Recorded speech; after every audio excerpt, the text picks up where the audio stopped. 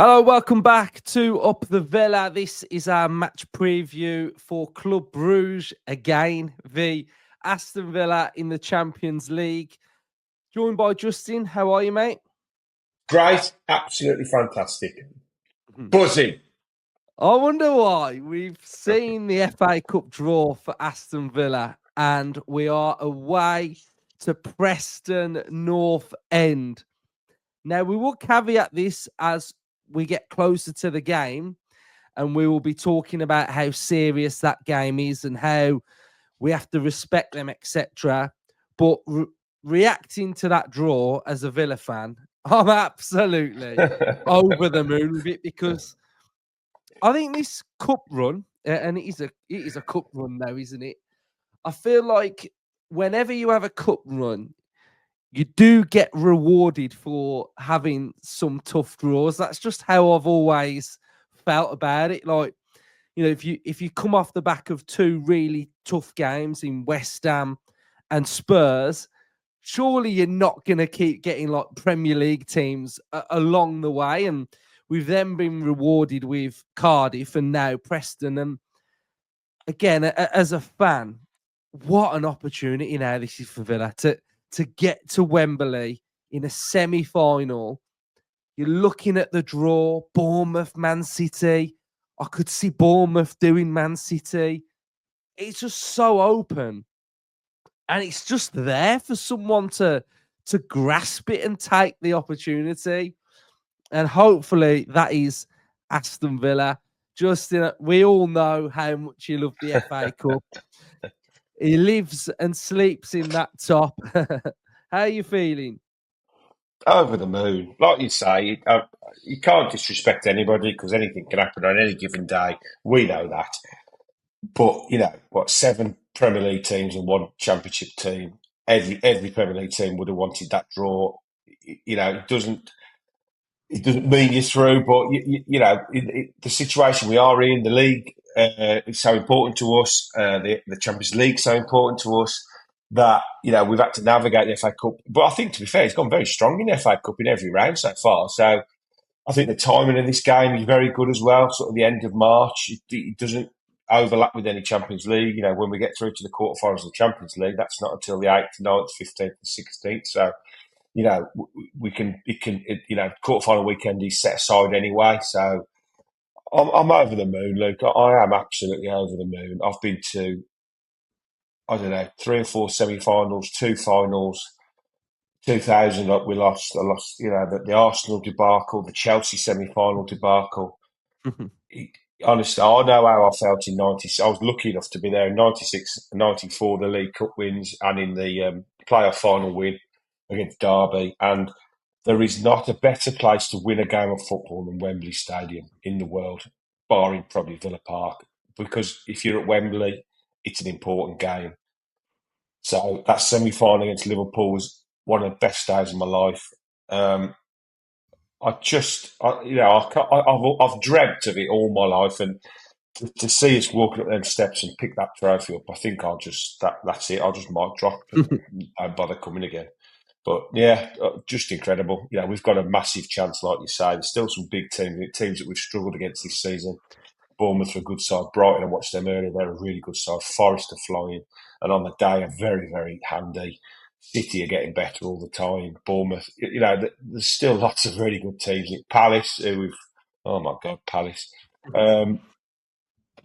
We can only beat the team we're playing against, and our next game is Preston. Let's worry about the semi-final when it comes. But yeah, over the moon. There's a thought of what could be, I think. That's it. Yeah. I feel like we've got to respect it, embrace it, go for it and win it. Like, that's my 100%. motto. So, it's just, one game at a time, and the next one is really big. But like you say, we've got that after the return leg of Bruges, we've got a nice break. The players are going to Dubai, warm weather training. The players that aren't on international duty, hopefully on this one, not a lot of them get called up, and we just have that fresh mindset, reset, and a fresh approach. But round of 16 of the Champions League, Justin, it's a big another opportunity. And for however Premier League form is not the greatest at the minute, the cup competitions, the two of them, are shining through, and this has now become, on Tuesday, our biggest game of the season. It is so important, this game, that we get it right. Everything rests for now on this game of getting it right. And, we've touched on how brilliant it is to get into this stage now. We did the hard work of getting into the top 8, and we've just really got to make sure we are so on it on Tuesday. I can't reiterate how important this game is to not lose. Do not lose, Villa. That is the biggest thing that I will say on this episode, because we do not want to be taking any negative goal advantage to Villa Park and have to chase a game, because it's so difficult to do. Because one, you want to go for it. They're clinging on to something. We could concede another. You're 2-0 down, and it just turns into an absolute mess. So, knockout football, this is where you have to not lose away from home. And we've got the experience of already playing there. So, psychologically, the players know what to expect, and they know what to expect with the atmosphere. They know what to expect with the hotel, the traveling to so they can all start to sort of familiarize themselves with preparation for this game, to make sure they are mentally correct and physically we are correct going into it as well. And I think that should be something that should be big for Villa going into this. But then you turn your attention to Emery being able to look at everything that went wrong in that game. Why weren't we as good? Why couldn't we penetrate them? Why were we lethargic?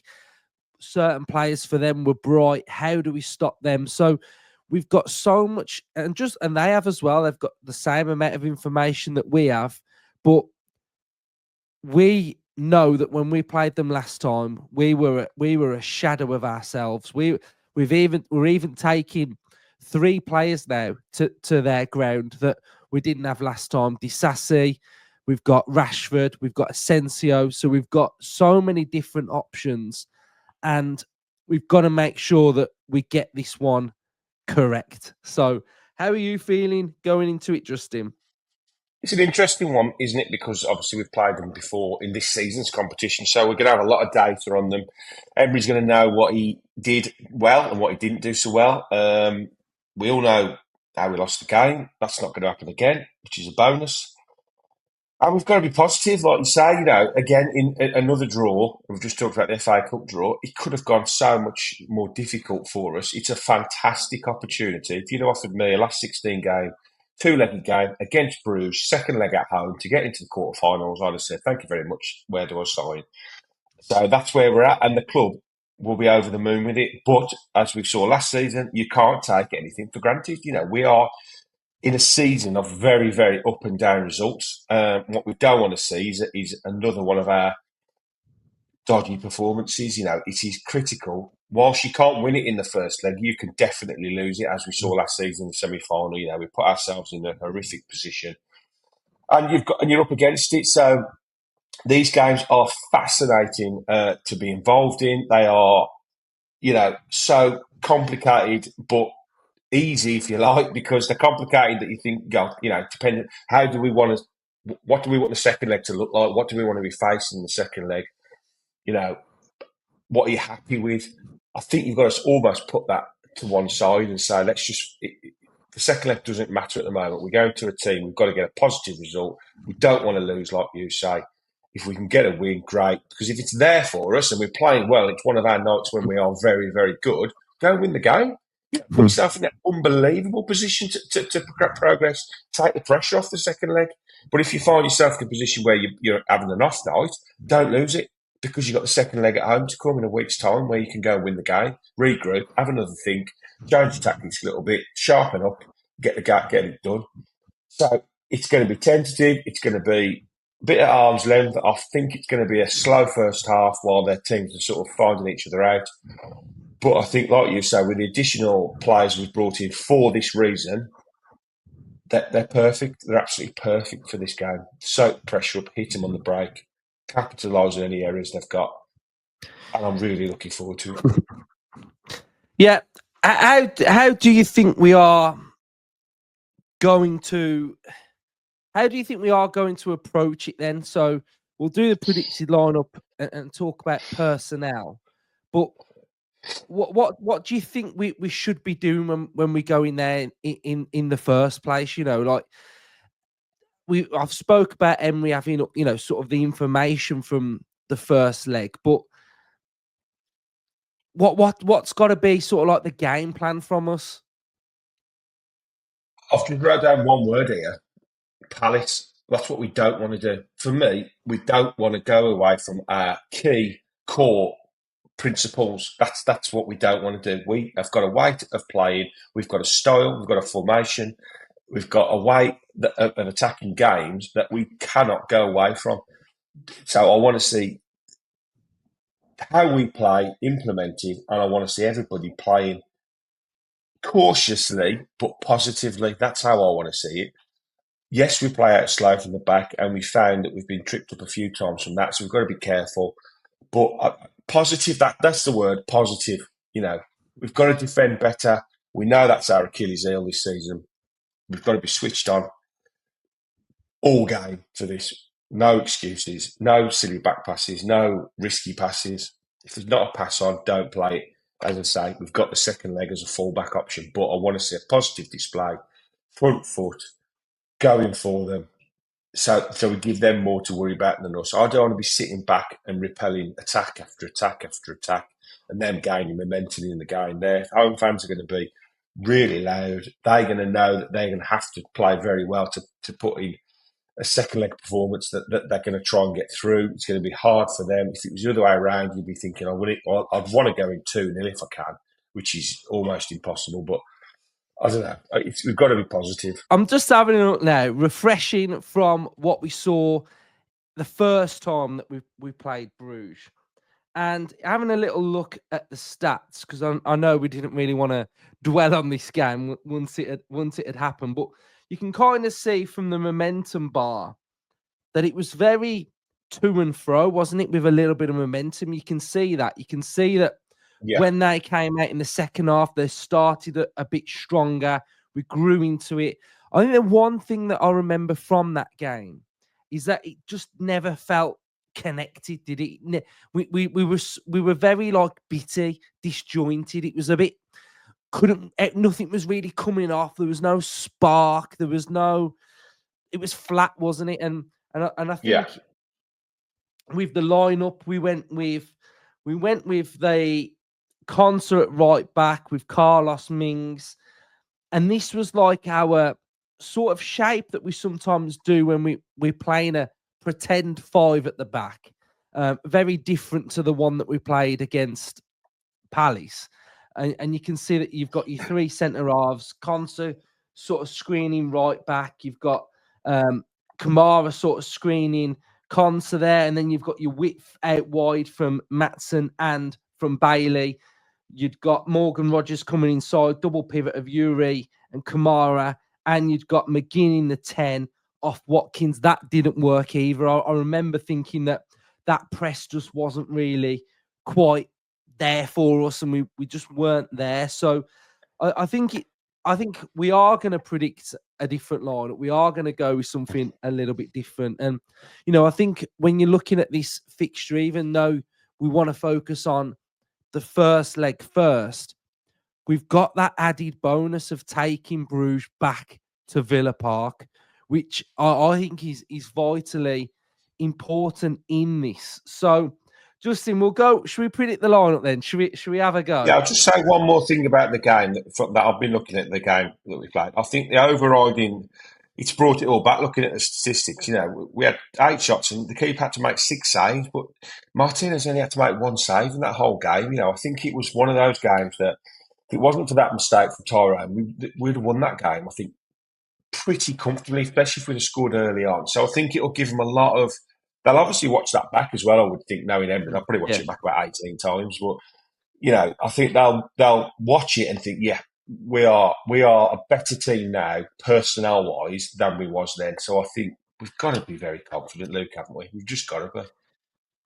We have, yeah. And we've got to just what we've got to do now is we've got to start to become like the every Ruthless. European team as well. Like, Ruthless. I've gone on about sort of the Villarreal at Juventus, that game, and just how collectively the whole performance has to come together.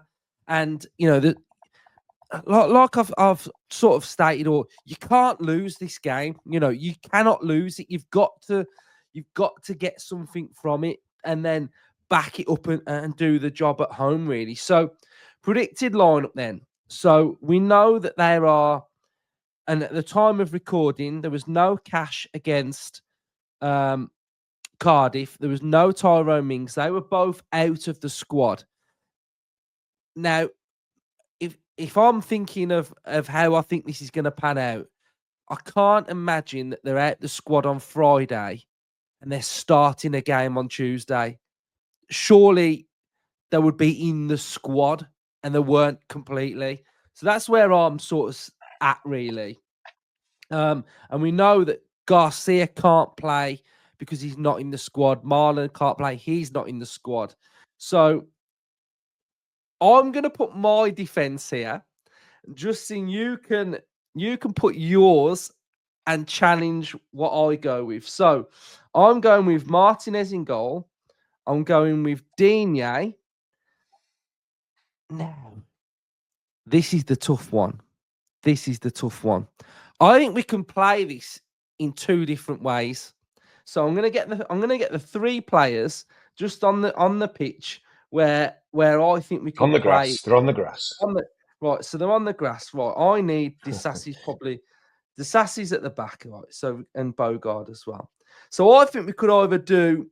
Actually, we could do three things, which I don't think I'd really want to see one of these, but we could go with it. Right, so this is what we could go with. So we could go Disasi, left-sided centre half, Konsa, right-sided centre half, Bogard at right back. But I don't like that. I don't like that. Right. That's what I don't like. I think it could look like this. So your width from Digne, Bogard, Konsa, and Disasi make up that three. And you can have Kamara back in there. So Kamara's in there as well. But you'd have no width on that right-hand side from whoever plays at right back either. So if it was Cash or Garcia, they've got that pace and that width to get up and down. Whereas what we don't have in this game is we don't have anyone to do that. So, or does he go with something like this and Kamara goes in there and Kamara partners Konsa, etc.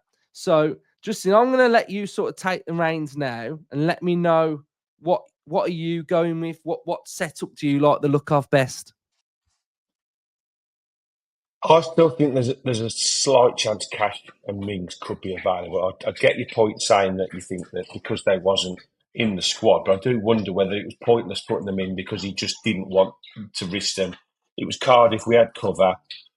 We had enough players to get through that game, and I think maybe they was just saying, I don't even want to think about putting you on because you're probably 80% and there's a chance you could be fit for Tuesday.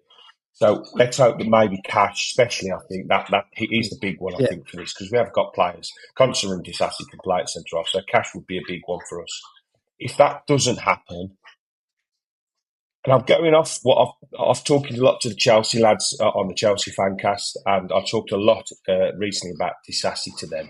And I said I've been really impressed with the centre half. And the big overriding feedback I got was when he went there last season, he was really good. He looked a really good player. And then he was played out of position at fullback. And that's where they said he just fell apart. His form fell apart. He likes to be in the middle of it. He's a big dominating centre half. He's a ball player. He's good on the floor. If we've got to go with one or the other, for me, Bogard plays at right back. Not ideal, But then we go back to how Conser played in this game, where the three just switch across. Luke Dean becomes an outlet. Whoever plays to the right is the right side wing back, if you like, in this sort of hybrid system that we like to play, which is our signature way of playing. That for me is where, I think you're putting less players out of position. Disassi out on the right is out of position for me. Bogard in the middle is a midfielder more so, but he is improving all the time. I think Dean's a left back, Disassi Conser centre half, Bogard can play at right back. That's the way we go for me if Catch isn't fit. Yeah. So that would be my double pivot. I think Kamara goes straight back into it. Tielemans was a bit loose-ish against Cardiff, but I imagine that he can get, back to the level required. Now, the next option is if there's no cash, so there's no width from your right back, really, you're going to probably have to play a winger there because that's where your width is going to come from. That would lead me to putting Bailey in the team because I think we need some width coming through on that right-hand side. I actually don't think he was that bad against Cardiff. I actually felt like he created two big opportunities. The Rashford one, where he flashed it across, and Rashford sort of hit him fast and spooned it. He then sort of set up Asensio. Watkins got a little nick. Did a lot of good stuff, but some of it didn't come off. But he was a lot better, or I thought of, especially of what we've seen this season. So that's where I would be at. I think I'd go with Watkins, and then I would go with Rashford, who would be able to come in here a little bit more because you'll get Digne going forward as well. And then for me, we got a decision. We I got a just decision. wondering that then, where are you going to go with this now? Hold on, guys. Let me just compose myself. Right, compose yourself. Compose yourself. Right, maybe not. Can I put my two-penny thing while you're thinking? Go on then. Given everything we've said about how important this game is, I'm Yeah. not saying we are going to go defensive, but Yeah. with Bogard playing right back in this game, Yeah. do you think it is prudent to put John McGinn on the right-hand side where he's played a few times? Because I think that offers you solidity. He gets up and down. He can sit in and help in the middle as well. And that allows Rashford, Watkins, which I agree with, and either Rodgers or Asensio to play in the 10. Yeah. And those three then are your outlets. Yeah. I'm not going to lie, Justin. After seeing us against Crystal Palace, when I was watching that, and I know the setup was just not quite right. I did end up feeling watching that game, it was like, where is like the creative spark? And if it's too sort of solid, does that end up just merging us into a bit of a game that kind of Bruges want? And that's what I'm It's a saying. fine line, isn't it? Asensio is your lot picker. He's the Yeah. man. You stick him in the 10. I think Rodgers is carrying a little bit of a knock. I think it will not hurt him to have a couple of games starting off the bench. It's absolutely no problem whatsoever for me. I think you play McGinn off the right, Asensio, Watkins, and Rashford as your attacking players. McGinn is better, and he's done a decent enough job in the double pivot. We know that, but him and Tielemans have had a hell of a workload over the last few weeks. I think he will be relieved to maybe play a little bit further forward, and he can get involved a little bit more.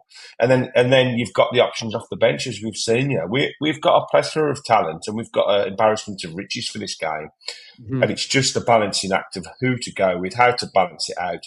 McGinn, for me, offers you that little bit more defensive aspect as well. He can help Bogard out. He's got the experience. Yeah, Bailey has improved over the last few weeks. I totally agree with that. I think he's looked a lot sharper.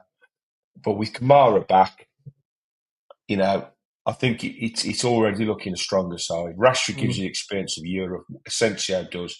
Watkins leading the line. Oh, I think that's a pretty good team. Actually, thinking about it, something's just came into my head, especially on that sort of right-hand side as well.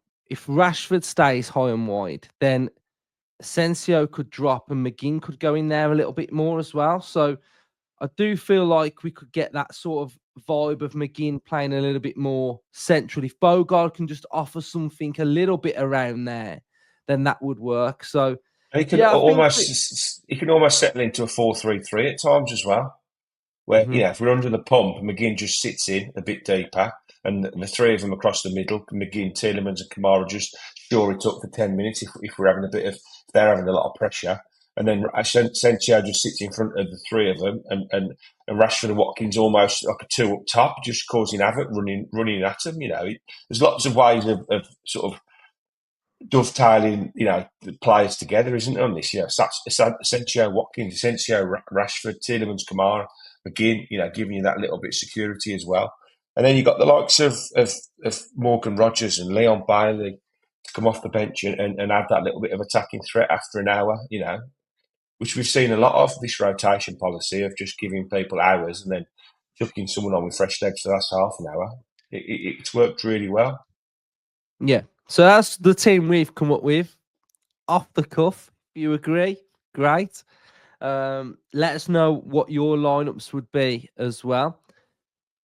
So, Justin, score prediction.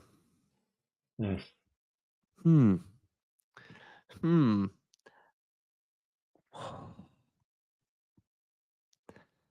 I'm gonna go. I'm gonna go. Oh, clean sheet or not? I'm getting.